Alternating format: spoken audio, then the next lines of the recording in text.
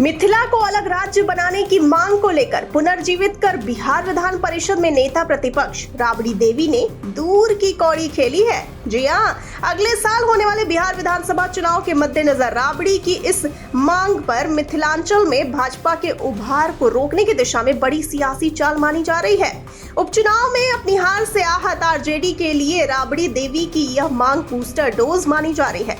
दरअसल विधान परिषद में सत्ताधारी एनडीए के सदस्य राष्ट्रपति द्रौपदी मुर्मू की ओर से संविधान दिवस के मौके पर मैथिली में संविधान के प्रति जारी करने को अपनी उपलब्धि बता रहे थे।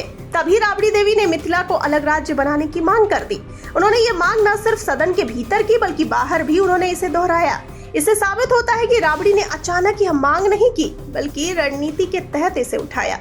उत्तर बिहार के जिलों मुजफ्फरपुर, पूर्णिया, समस्तीपुर, दरभंगा, मधुबनी, सीतामढ़ी और सहरसा को मिलाकर अलग मिथिला राज्य की मांग लंबे समय से हो रही है।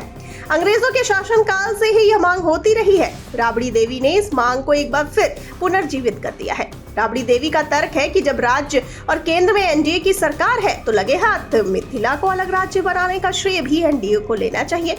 सिर्फ मैथिली में संविधान लागू करने से क्या होगा? आइए अब जानते हैं क्यों हो रही है आरजेडी को मिथिला की चिंता। तो बता दें कि केंद्र सरकार ने मिथिलांचल में कई सुविधाओं की सौगात दी है। हर साल बाढ़ से तबाह होने वाले इस इलाके के लिए केंद्रीय बजट में मोदी सरकार ने 11,500 करोड़ रुपए का प्रावधान किया है।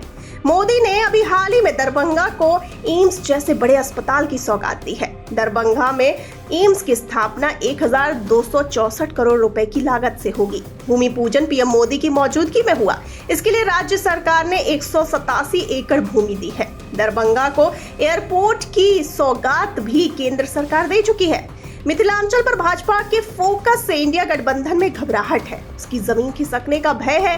यही वजह है कि राबड़ी देवी ने ये मांग मौका पाकर नए सिरे से उठाई है।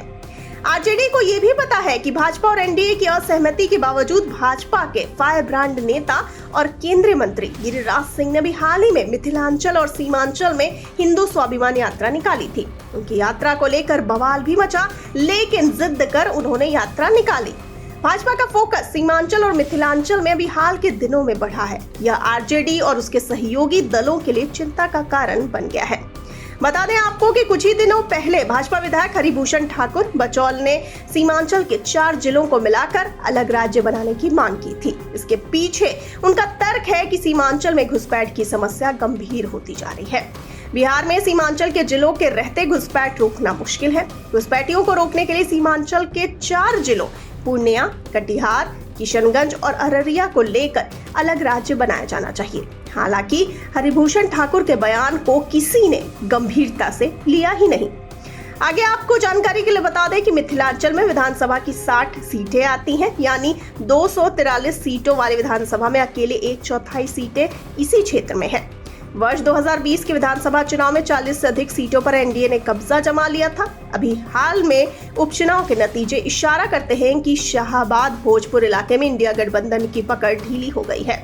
सीमांचल और मिथिलांचल हाथ से निकले तो 2025 में तेजस्वी यादव को सीएम बनाने के आरजेडी के सपने पर पानी फिर जाएगा।